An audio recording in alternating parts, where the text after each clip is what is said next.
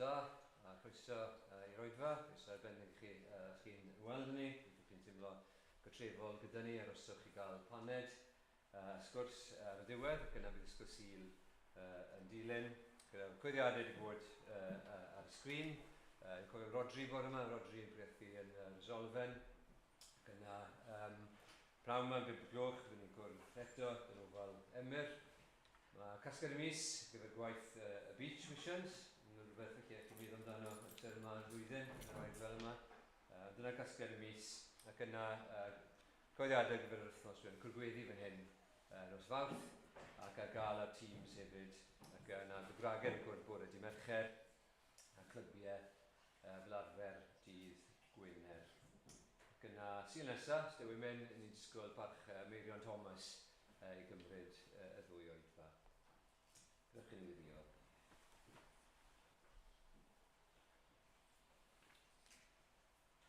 Diolch i ti a dweud am y ddiwn i ti tuag ato ni y bore yma. Diolch i ti bod ni yn deffro gyda cymaint o resymau i ddiolch i ti ac i dy ganmol di.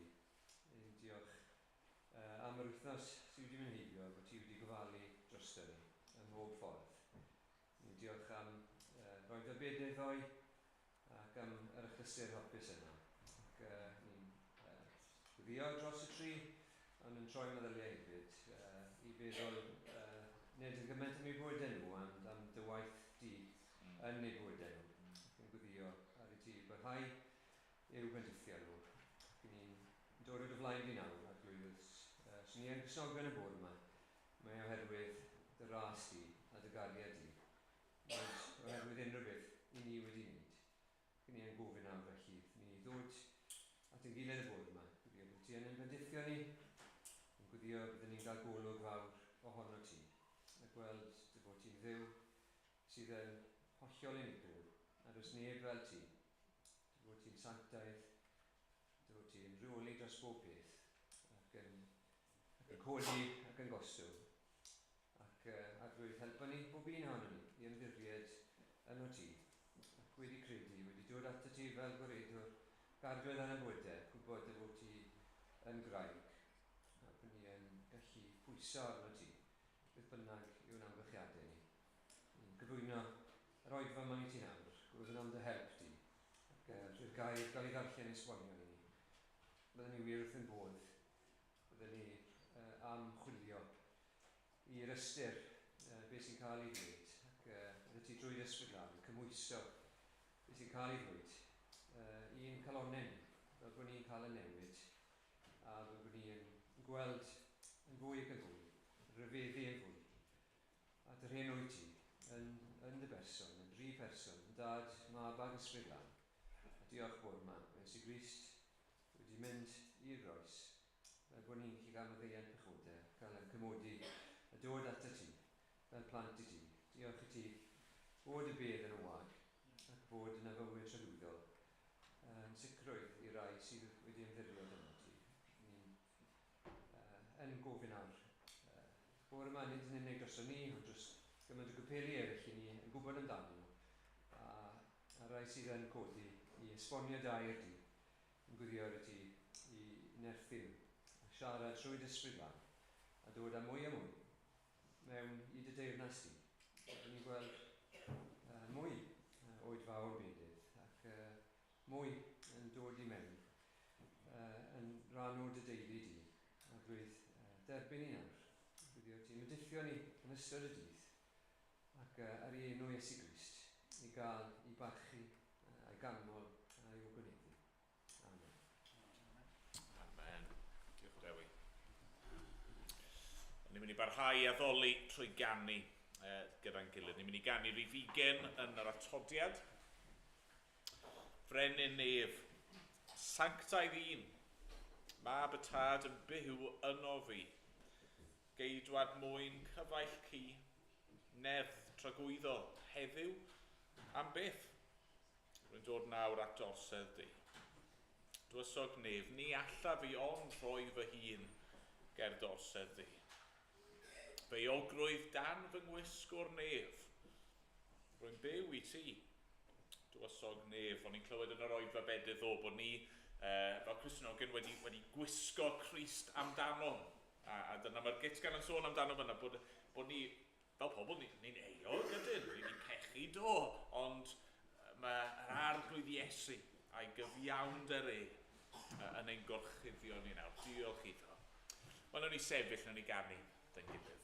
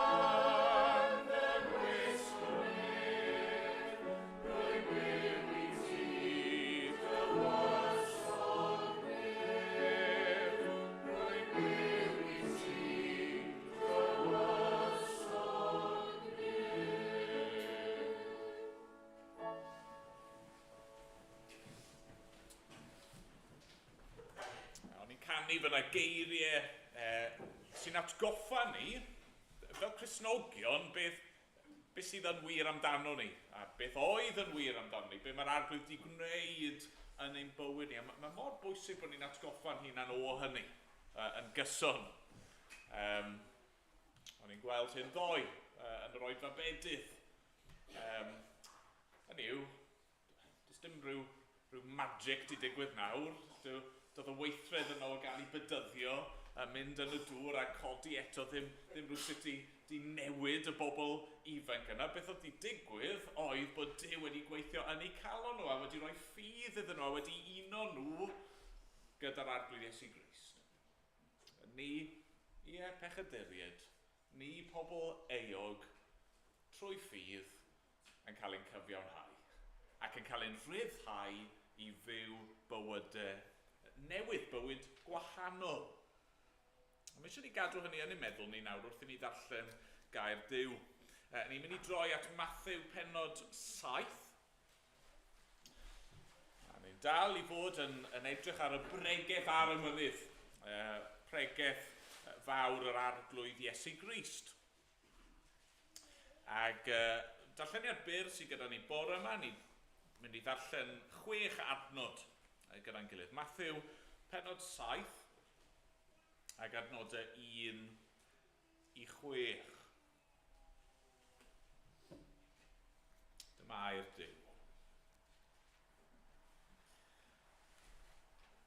Peidiwch a barnu. rhag i chwi gael eich barnu. Oherwydd fel byddwch chwi'n barnu, cewch wythau eich barnu. Ac ar mesur ar rowch, yr oer i'ch wythau. Pam rwyt yn edrych ar y brycheun sydd yn llygad dy gyfaill, a phethau heb sylwi ar y trawst sydd yn dy lygad dy hun. Neu sut dywedi wrth dy gyfaill, gad i mi dynnu allan y brycheun wrth lygad di, a dyna drawst yn dy lygad dy hun. Rhagrithiwr. Yn gyntaf, tyn y trawst allan o'ch lygad dy hun, ac yna fe weli ddigon eglur i dynnu'r brycheun o lygad y gyfaill. Peidiwch ar roi'r hyn sy'n sanctaidd i'r cwn. Na thaflu'ch perlau o flaen y moch. Rhag iddynt ei sathru dan ei traed, a throi arnoch a chrwygo. Amen. Amen. Dyna gair ein Duw ni. Diolch iddo. Ni'n mynd i ganu eto dyn gilydd. Ni'n mynd i ganu o'r atodiad ar rhif 24.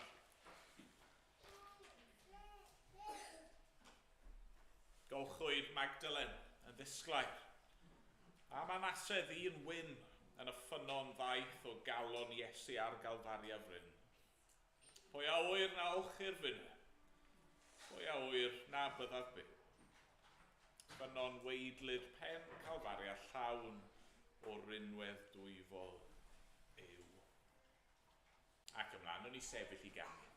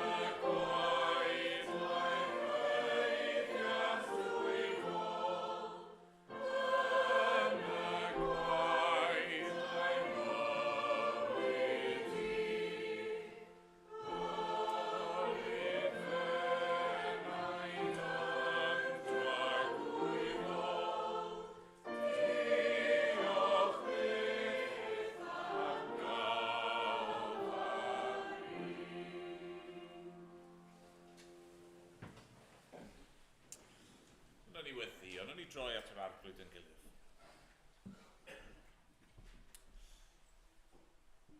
O arglwydd yw. I ni'n dod at y ti yn awr ac arglwydd i ni'n cyffesu bod ni yn bobl trienus.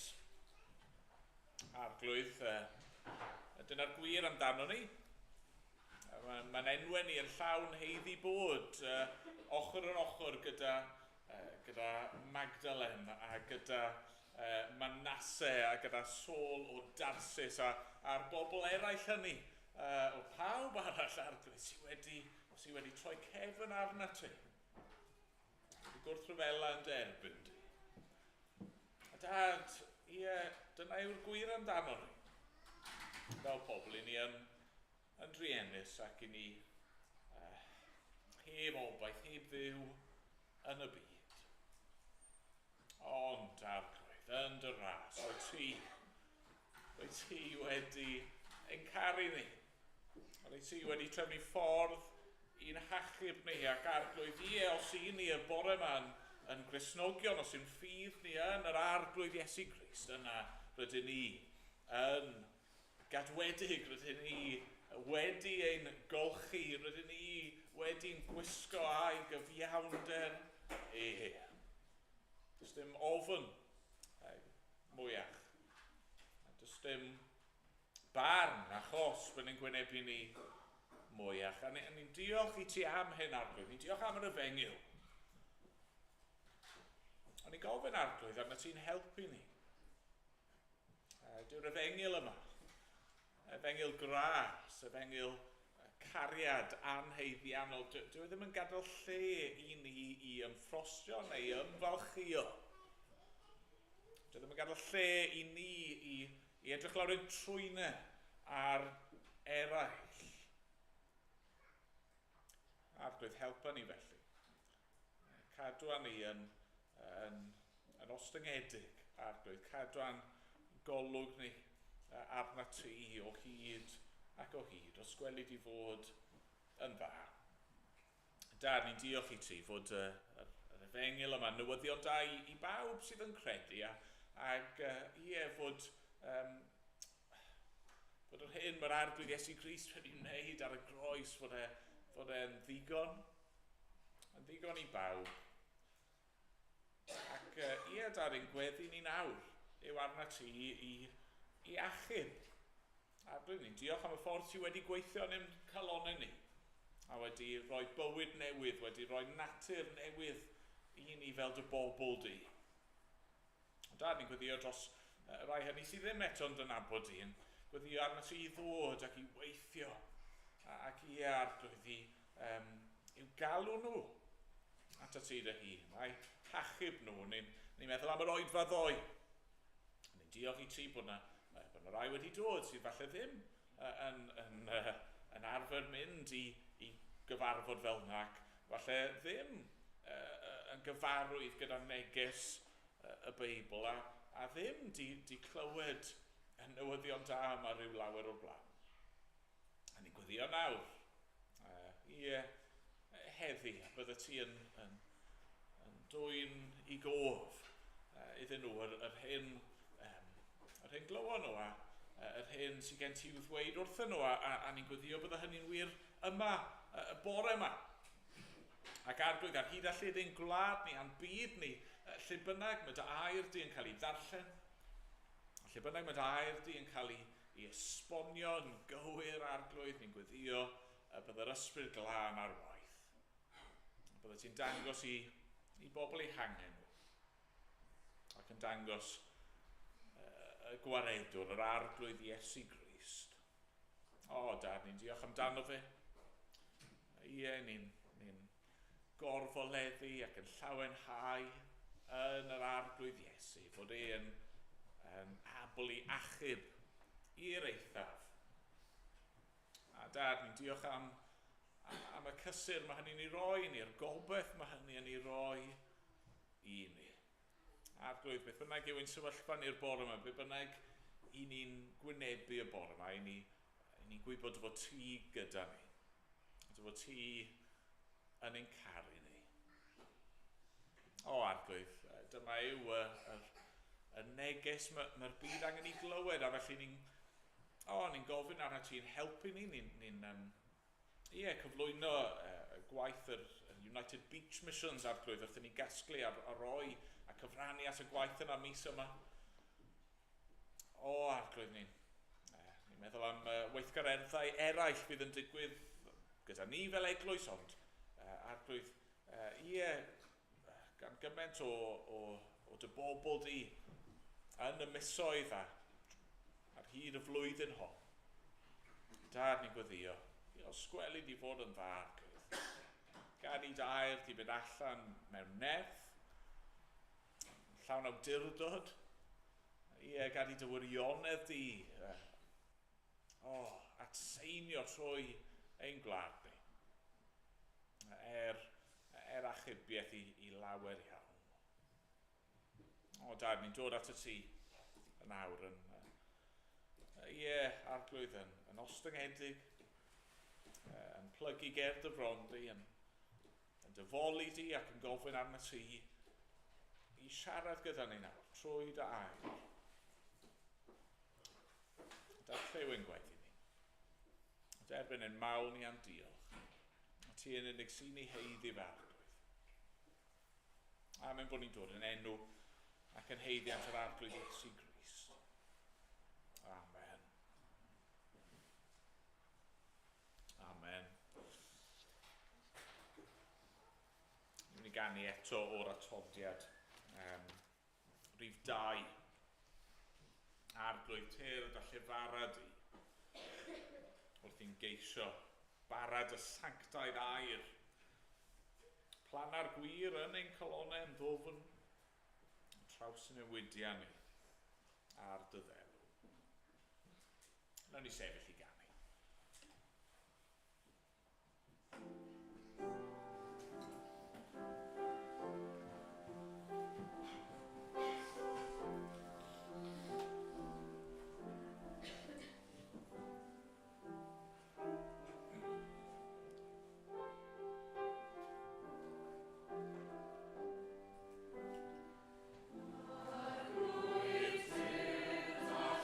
Arglwydd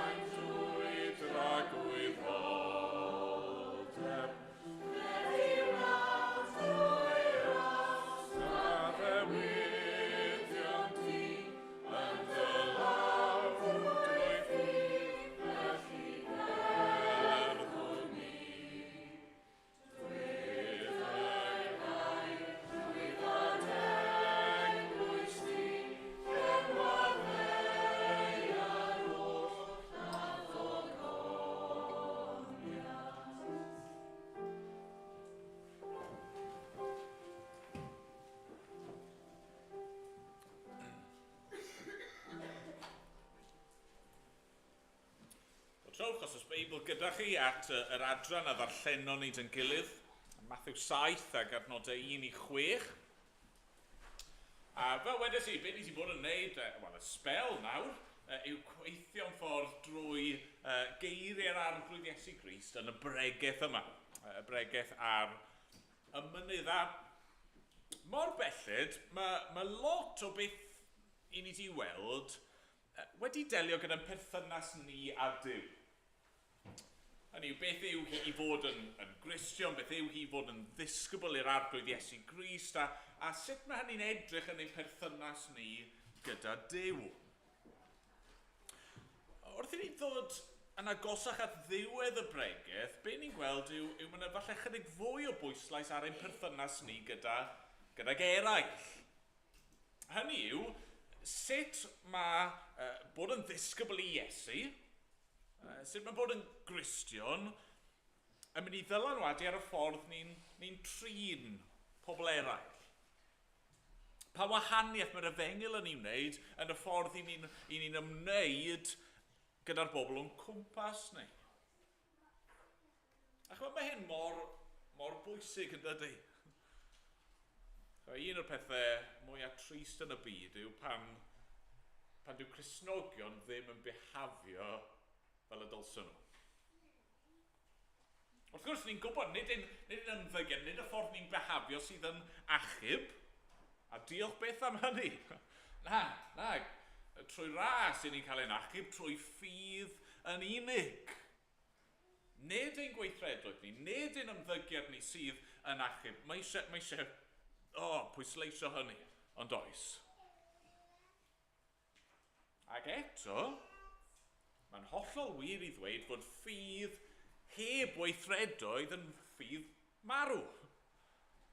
A mae yna modd o fyw sydd yn gallu dwy'n anfri ar yr Efengyl. Mae yna ffordd o ymddwyn fel Cristnogion sydd ddim yn help, sydd ddim yn pwyntio pobl at yr arglwydd Iesu Grist, sydd ddim yn adlewyrchu gwirionedd yr Efengyl, sydd ddim yn adeiladu Cristnogion eraill yn ei ffydd chwaith. Bore yma, mae'r adran dan sylw yn mynd i fod yn edrych ar hyn. Sut i ni yn ymwneud gyda phobl eraill? A ni'n mynd i edrych ar yr adran mewn 2 rhan. A mae'n 3 gair gen i sydd gobeithio yn mynd i grynhoi. Beth ddylse fod yn nodweddu ni? Beth ddylse fod yn wir amdano ni fel Cristnogion wrth i ni ymwneud gydag eraill. Y gair cyntaf, pwysig bore yma, yw edifeirwch. Edifeirwch. Drwchwch ar adnodau 1 a 2. Mae'r arglwydd Iesu Grist yn dweud, peidiwch a barnu rhag i chwi gael eich barnu. Oherwydd fel byddwch chwi'n barnu, cewch wythau eich barnu, ac ar mesur a rhowch y roi'r i'ch chwythau. Mae'r pwynt cyntaf yn hyn yn un cyffredinol. Mae'n rhywbeth ddylse fod yn wir yn ein ymwneud ni gyda phawb. A be mae Iesu'n dweud yn gyffredinol yw dylse ni ddim barnu. A mae eisiau bod yn ofalus fan hyn. Dyw Iesu ddim fan hyn yn rhoi gorchymyn absolute ac yn dweud bod byth unrhyw le gyda ni i fod yn feirniadol. Na, gallai ddim golygu hynny. Na, achos os chi'n edrych ymlaen chydig bach, chi'n gweld yn adnod 5, mae'n cehyddo rai pobl o fod yn regrythwyr. Mae hwnna'n eitha beirniadol, yn dydi? Ac yna, yr adnod nesaf wedyn, mae'n dweud bod pobl gwahanol yn gallu ymddwyn mewn y gategorïau gwahanol o bobl. Mae'n galw rai pobl yn foch ac yn gŵn. Mae rai pobl wedi camdrin y geiriau, mae peidiwch a barnu, a bron o bod trin fel rhyw fath o blanket statement sy'n golygu chi ddim yn gallu defnyddio beirniadaeth o gwbl.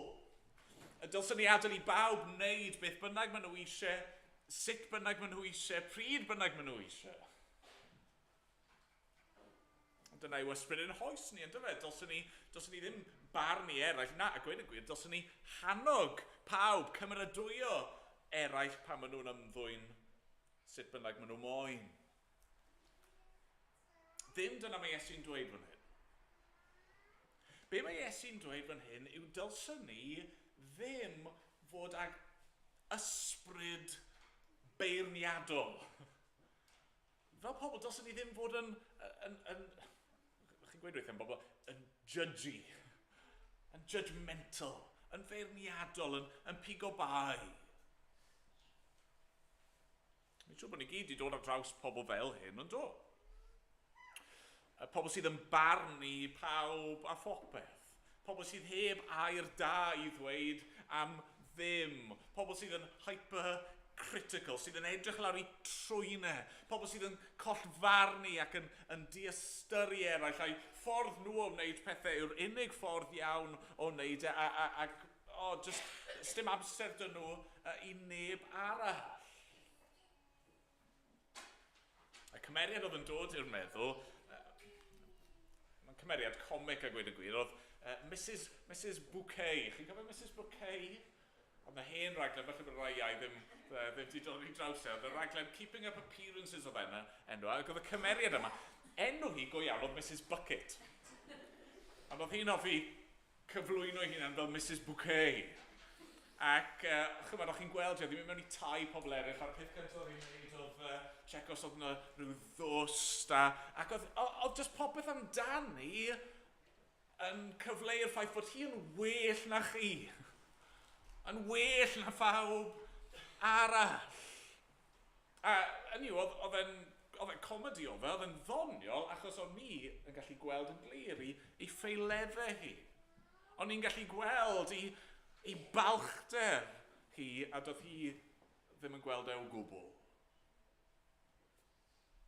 Mae Iesu'n dweud, peidiwch bod fel yna, peidiwch bod yn berson beirniadol. Pam? Wel, achos beth sy'n amlwg am berson beirniadol yw dyn nhw ddim wedi gweld eu sefyllfa eu hunan ger bron Duw. Mae'r Beibl yn glir, un barnwr sydd, sef Duw. Fe yw y barnwr cyfiawn. Fe yw'r un sydd â'i safonau yn hollol berffaith. Fe yw'r un sydd yn gweld y cwbl fel mae e, sydd yn gweld y galon. Fe yw'r un sydd yn gweld ein pechod ni gyd. A be mae e wedi wneud? Siwr mae e wedi'n trin ni. O, mae wedi'n trin ni'n arfwyn, yn do? Mae wedi'n trin ni'n amyneddgar, yn do? O, ydy mae'n onest? Dwi ddim bod Duw ddim yn barnu o gwbl. Na, mae'n dweud yn glir wrthyn ni. Mae'n y ffordd cywir o fyw, a mae'n y ffordd anghywir o fyw. Mae'n y bethau sydd yn dderbyniol, a pethau sydd yn anerbyniol. Mae'r arglwydd yn onest. Ond dwi ddim yn judgy, ydy e? Na, mae'n raslon, a mae'n drigarog, a mae'n ymwneud â ni yn llawn cariad. Gwrth gwrs, fel Cristnogion, felly dyna'r math o bobl ddylsyn ni fod. A'r unig ffordd i ni'n gallu ymddwyn fel hyn yw os ydyn ni'n bobl edifeiriol, os ydyn ni yn dangos edifeirwch. Beth sy'n wir am y Cristion? Wel, maen nhw wedi gweld eu pechod eu hunan do. Maen nhw wedi gweld eu camgymeriadau. Dyn nhw ddim yn hunan gyfiawn. Na, maen nhw'n edifeiriol, maen nhw'n ymwybodol o'i methiant. Trwy ffydd, maen nhw wedi derbyn maddeuant. A nawr, hyd yn oed wrth iddyn nhw geisio dangos i eraill eu hangen, hyd yn oed wrth i ni fel Cristnogion mynd a dweud wrth pobl, wel, na, chi yn bechadur a chi angen maddeuant. Chi methu cael ymlaen i fyw fel ydych chi, mae angen i chi droi at Dduw. Ni'n gwneud hynny mewn ysbryd o gariad. Nid ysbryd beirniadol, ond ysbryd o gariad. Dim ond trwy edifeirwch, dim achos bod ni yn hunan wedi profi maddeuant, gallwn ni drin eraill fel hyn. Felly, na'r pwynt cyntaf, edifeirwch, dos o bod yn nodweddu ni o ddydd i ddydd, yn y ffordd i ni'n ymwneud â phawb, i ni yn bechaduriaid sydd wedi'n hachub. I ni yn bobl eog, a mae'n heogrwydd ni wedi cael ei orchuddio gan gyfiawnder Crist. Ydyn ni'n gallu dangos beirniadaeth, ac eto mae hyd yn oed hynny yn cael ei wneud mwyn pwyntio pobl at Dduw. A'i troi nhw at o fe. Ond yna ni'n dod at yr ail nodwedd. Yr ail pwysig sydd yn ei bore yma yw gostyngeidrwydd. Mae'n gysylltiad clir wrth gwrs rhwng edifeirwch a gostyngeidrwydd, ond dyma'r ail bwynt, gostyngeidrwydd. A fan hyn falle ni'n ffocysu ddim yn gyffredinol, ond yn arbennig ar sŵn ni'n trin Cristnogion eraill. Drwchwch ar y nodau 3, 4 a 5. Iesu'n dweud, pam rwyt ti'n edrych ar y brycheun sydd yn llygad y gyfaill, a thethau heb sylwi ar y trawst sydd yn dylygad dy hun. Neu sut dy wedi wrth y gyfaill, gad i mi dynnu allan y brycheun wrth lygad di, a dyna drawst yn dylygad dy hun. Rhagrithiwr, yn gyntaf tyn y trawst allan wrth lygad dy hun, ac yna fe weli'n ddigon eglur i dynnu'r brycheun o lygad dy gyfaill. Tair gwaith yn yr adnodau hynny, mae Iesu'n defnyddio'r gair cyfaill, gair brawd. Hynny yw aelod o'r teulu. Mae Iesu'n sôn fan hyn, nid mewn termau cyffredinol, ond mae'n cyfeirio'n arbennig at ein perthynas ni fel brodyr a chwiorydd o fewn yr eglwys. Be ddylse bod yn wir am y ffordd i ni'n trin ein gilydd fel Cristnogion? Be ddylse nodweddu'r berthynas yma? Wel, mewn gair, gostyngeidrwydd. Gostyngeidrwydd. Humility. Mae Iesu'n defnyddio'r darlun yma. Darlun trawiadol ag addas ar gyfer mab y sair, yn dyfe. Mae'n dweud wrthon ni, mae'n sefyllfa ni, yn gyffredinol fel Cristnogion, yw mae gennych chi trawst, joist, hynny, blocyn mawr, trwchus, trwm o bren yn eich llygad chi. Ac yn aml iawn, yn hytrach na'n meddwl am hynny yn gyntaf, beth sy'n cymryd yn sylw ni, beth sy'n cymryd yn amser ni, beth sy'n cymryd yn meddwl ni, yw y brycheun, y smecyn bach, yr sawdust yn llygad Cristion arall. Ond hytrach na gweld ein beia ni yn hun sy'n mor amlwg, ni'n gweld y beia bach mewn eraill. Ac wrth gwrs, y gair am hyn, mae Iesu'n defnyddio'r gair yw rhagrydd. Ni'n ffeindio beia mewn eraill heb gydnabod ein beia ein hun. Mae'r darlun mor wir, nag yw, achos ni'n ddall un beia yn hun. Mae mor rwydd i weld camgymeriadau pobl eraill, mae mor rwydd i bwyntio bys. Da ni blinkers ymlaen pan mae'n dod i ni ein hunan. Mae yna hanes enwog iawn yn does yn yr Hen Testament sy'n cyfleu hyn yn dda iawn. Fi'n siŵr bod chi'n mwyafrif yn gyfarwydd ar hanes. Mae Dafydd, y brenin Dafydd, yn gweld menyw. A mae'n cymryd ffansi ati. Mae'n darganfod, mae enw hi yw Bathsheba, mae'n darganfod hefyd i bod hi yn wraig briod. Ac yn hytrach nag anghofio am y peth fel y dylse fe fod wedi gwneud, mae Dafydd yn trefnu iddi ddod ato fe, mae'n godynebu gyda hi yn ei chamdrin hi, ac yna, mwyn trial cuddio yr hyn mae wedi wneud, mae'n trefnu bod gŵr Bathsheba yn cael ei ladd. Mae'n hanes erchyll, mae'n hanes ofnadwy. Mae Duw yn anfon proffwyd o'r enw Nathan at Dafydd un dydd. A mae Nathan yn dweud stori o'r Dafydd. O, ti wedi clywed beth sydd wedi digwydd, Dafydd? Oedd na ddyn cyfoethog, dyn oedd efo popeth oedd eisiau, popeth oedd o angen. A ti'n gwybod beth nath y dyn cyfoethog? Mae nath ddwyn un unig oen ei gymydog tlawd. Yr unig oen oedd gyda fe, mae'n ei gymryd iddo fe ei hun mwyn coginio fe i wneud swper. Be mae Dafydd yn neud pan mae'n clywed y stori yna?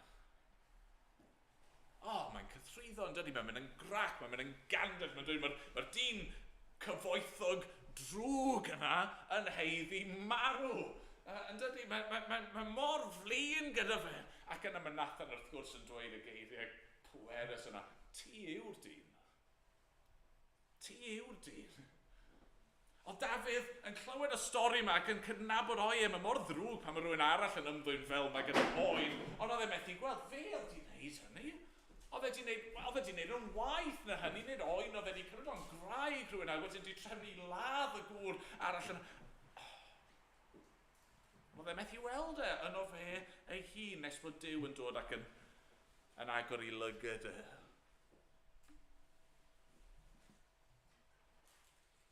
Pa mor aml i ni'n gallu gwneud hynny gyda'n gilydd? Gweld bai, gweld methiannau, gweld gwendidau, gweld camgymeriadau. A reality yw yn aml iawn, ni'n euog o union yr un peth, falle mewn ffordd gwahanol.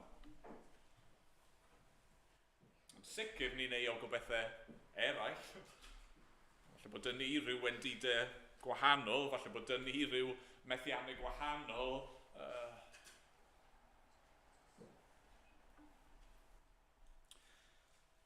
Nawr unwaith eto, dyw Iesu ddim yn dweud fan hyn bod na ddim lle i ni fel Cristnogion mewn eglwys i gywiro ein gilydd. Mae'n awgrym o hynny lle mae Iesu'n dweud yn adnod 5, yn gyntaf tyn y traws allan o lygad y hun, yna fe welyn ddigon eglur i dynnu'r brychein o lygad dy gyfaill. Hynny yw, dyw e ddim yn beth da i gael dwst yn eich llygad. A mae eisiau ni gymryd y cyfle sydd gyda ni i edrych a gofalu am ein gilydd. A mae'r Beibl yn glir am hyn. Pan mae yna bechod amlwg ym mywyd Cristion arall, os ydyn nhw'n ymddwyn mewn ffordd sydd yn amrhiodol neu'n anoeth, ni yn gallu ymyrryd. Ni yn gallu cywiro. Mae yna degell lle fydd hyd yn oed eisiau disgyblu y person yna. I ni ddim bod i anwybyddu pechod o fewn yr eglwys. Na, trwy ei farwolaeth ar y groes, mae'r arglwydd Iesu Grist wedi delio gyda'n pechod ni, ond mae hefyd wedi ein gosod ni yn rydd o'n pechod, a mae wedi'n galw ni i fod yn bobl sanctaidd, yn bobl arbennig iddo fe. A felly mae gennym ni gyfrifoldeb dros ein gilydd. Ond y gair pwysig fan hyn yw gostyngeidrwydd. Gostyngeidrwydd. Cyn mynd a dweud unrhyw beth wrth Gristion arall, mae eisiau ni fod yn chwilio'n calon yn hunan yn gyntaf. Cyn bod ni'n mentro mynd a cywiro Cristion arall, mae eisiau ni fod yn ymwybodol, wel os yna draws yn fy llyged i fy hun fan hyn.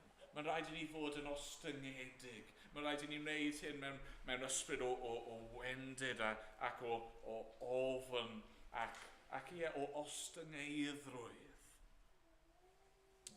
Nes dim gofod yn ni helpu y person arall. Lleedfeirwch yn gyffredinol. Gostyngeidrwydd yn y ffordd yn ni'n trin Cristnogion. Ond yna mae yna un pwynt ola gyda ni. Un nodwedd arall mi Iesu'n sôn amdano fe. Gair pwysig fan hyn falle yw dirnadaeth, discernment. Dirnadaeth yw doethineb, gwybod beth yw'r peth iawn i wneud mewn sefyllfa penodol. Yn adnod 6, mae Iesu'n dweud hyn. Peidiwch a roi'r hyn sy'n sanctaidd i'r cwn, na thaflu eich perlau o flaen y moch. Rhag iddynt ei sathru dan ei traed a throi arnoch a chrwygo. Fan hyn, mae'r pwysles yn troi o'r eglwys i'r tu allan. Os allai roi e fel yna. Hynny yw, sŵd i ni fod i drin ac ymwneud gyda pobl sydd ddim yn Gristnogion, a sydd falle'n amlwg yn wrthwynebus i'r ffydd Gristnogol. Mae Iesu'n cyfeirio fan hyn at foch ac at gŵn. A mae Iesu'n defnyddio fan'na iaith arferol yr Iddewon mwyn cyfeirio at bobl oedd ar y tu allan, y cenhedloedd eraill, pobl oedd ddim yn perthyn i Dduw. Y moch, wrth gwrs, yn anifeiliaid aflan, a mae cwn fan hyn, ni ddim yn sôn am ryw lapdogs, ryw chihuahuas bach oedd pobl yn cario gwmpas mewn handbags, fel maen nhw'n gwneud heddi. Na, ni'n sôn fan hyn am cwn gwyllt, cwn oedd yn byw ac yn crwydro'r strydoedd yn chwilio am scraps a bydden nhw'n cyfarth arnoch chi neu yn waith os o'ch chi'n mynd yn rhy agos atyn nhw. Falle bod y iaith yma wneud i ni deimlo'n anghyfforddus y bore yma. Dyna'n neis iawn i gyfeirio at pobl fel moch, dyna'n neis iawn i gyfeirio at pobl fel cwn. O'ch yma be? Dylsa'r iaith ddim yn gwneud ni'n anghyfforddus. Mae'n iaith gryf, ond mae'n iaith gonest a wedi fwriadu mewn cariad, achos dyma yw sefyllfa'r anghredadyn. Dyma oedd ein sefyllfa ni fel Cristnogion, cyn i ni gael ein hachub hefyd. Gweld, os ych chi wedi edifarhau, os ych chi yn gweld eich hunan yn gywir ac yn ostyngedig, byddwch chi yn gallu dweud y bore yma, dyna o ni. Dyma beth neis i ddweud, mae'n teimlo'n od falle i ddweud, ond dyna o ni. O'n i yn frwnt, o'n i yn aflan, o'n i yn wyllt. O'n i ddim yn ceisio Duw. O'n i ddim yn un o'i bobl e. Mi o'n i yn frwnt, mi o'n i ar y tu allan, yn byw ar scraps y byd yma.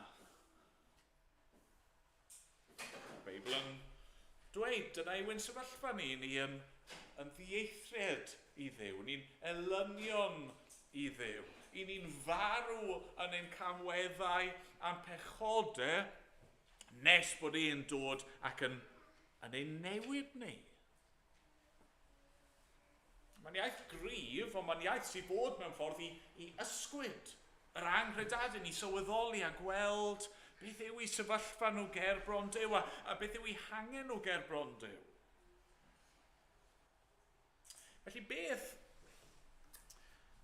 sydd fod yn wir am ein ymwneud ni fel Cristnogion gyda phobl sydd ddim yn Gristnogion, pobl sydd ar y tu allan a sydd falle'n wrthwynebus. Ond be mae Iesu'n dweud yw, peidiwch roi'r hyn sy'n sanctaidd i'r cwn, na thaflu eich perlau gwerthfawr o flaen y moch, rhag iddynt ei sathru dan ei traed a throi arnoch a chrwygo. Be mae hwnna'n golygu? Ond fi credu yn y cyd-destun yma, be mae'n golygu rhywbeth fel hyn. I ni ddim fod i ddisgwyl i'r anghredadyn i fyw fel Cristion. Yeah? Does dim pwynt i ni gymryd yr holl bethau gwerthfawr, hyfryd yma sydd gyda ni yn y bregaeth ar y mynydd, y ffordd mae pobl Dduw fod i fyw ac ymddwyn a disgwyl bod rhywun sydd ddim yn Gristion yn mynd i fyw fel yna. Mae popeth i ni wedi sôn amdano fe ynglyn â byw fel Cristion, mae'r pethau yn llifo allan o galon newydd yn dydyn nhw, o natur newydd. Mae popeth yn llifo allan o yr efengyl yma sydd wedi'n traws newid ni, ac felly os yw hynny heb ddigwydd yng nghalon person, wel, sy'n ni'n mynd i ddisgwyl iddyn nhw i ymddwyn yn yr un ffordd a ni, gallwn ni ddim. Yn y madrodd Saesneg yn does, falle sydd yn cyfleu hyn. Chi'n gweud am rai pobl, he's like a bull in a china shop. A dyfa. Wel, beth top i roi bull mewn china shop, ond ydy, dyna lle maen nhw fod. Hynny, sa'ch chi'n gallu disgwyl unrhyw beth yn y sefyllfa yna, na y ffaith fod y tarw yn mynd i ddinistrio a chwalu'r llestri yn ddeilchion. Pam? Wel, achos dyna yw natur y tarw. Dy ddim wedi greu i fod yn y sefyllfa yna. Be mae Iesu'n dweud yw, os yw person ddim yn Gristion, os yw nhw ddim yn gyfaill i ni, yn frawd i ni, neu'n chwaer i ni yn y ffydd, os yw nhw dal ar tu allan, os nag yw eu natur nhw wedi cael ei newid gan Dduw, eisiau ni beidio disgwyl bod nhw'n mynd i fyw fel Cristnogion. Chyma be, yn aml iawn, yn ein oes ni, mae hyn yn digwydd yn dydy. Mae Cristnogion weithie'n synnu pan mae pobl yn ymddwyn mewn rhyw ffordd arbennig. Ni'n rhyfeddu fod ein cymdeithas ni'n ymddwyn mewn rhyw ffordd yn gwneud rai pethau neu ddim yn gwneud rai pethau. Ni'n disgwyl i eraill i fyw i'r un safonau a sydd gennym ni. Ac, eto, peidiwch cam ddeall, mae yna le i ni i geisio cyfiawnder, a mae'n gallu bod yn beth da pan mae llywodraethau yn creu deddfwriaeth a chyfraith sydd yn rwystro drygioni ac yn hyrwyddo daioni. Wrth gwrs, ni eisiau hynny,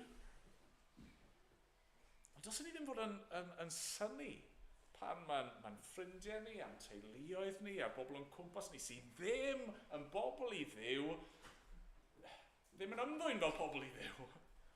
Dylswn ni ddim fod yn disgwyl hynny ohonyn nhw, achos nid dyna lle maen nhw arni.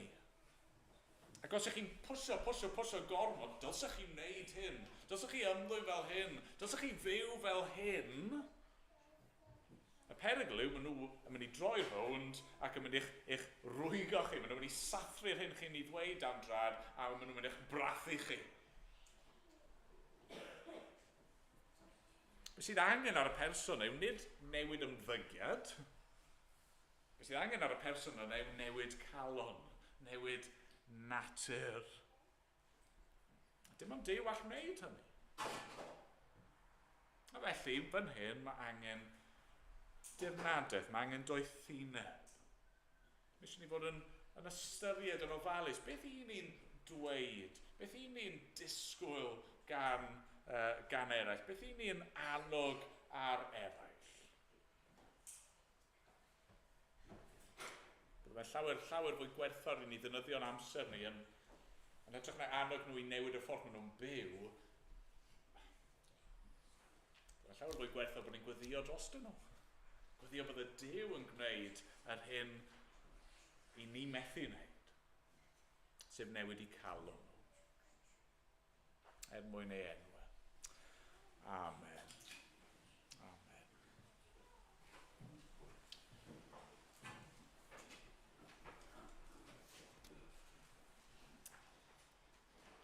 Ni'n mynd i ganu i orffen 257 yn y llyfr y mynau. Yr emyn ola mae'n asgoffa ni wrth gwrs, Duw trwy yr ysbryd glân sydd yn newid pobl fe sydd wedi newid ni hefyd. Oni bai fod Duw wedi gweithio yn ein calon ni. Wedi dod â ni i edifeirwch a ffydd, wedi rhoi gostyngeidrwydd i ni. Oni bai am hynny, byddwn ni dal yn bell oddi wrtho fe. Ysbryd graslon. Ro i mi fod yn raslon fel tydi. Dysgu'n siarad yn dy iaith, boi dy ddelw ar fy ngwaith. Mae holl a ddwynder foes ddweud wrth eraill, werth y groes. Ac ymlaen, nhw'n ni sefyll i ganu.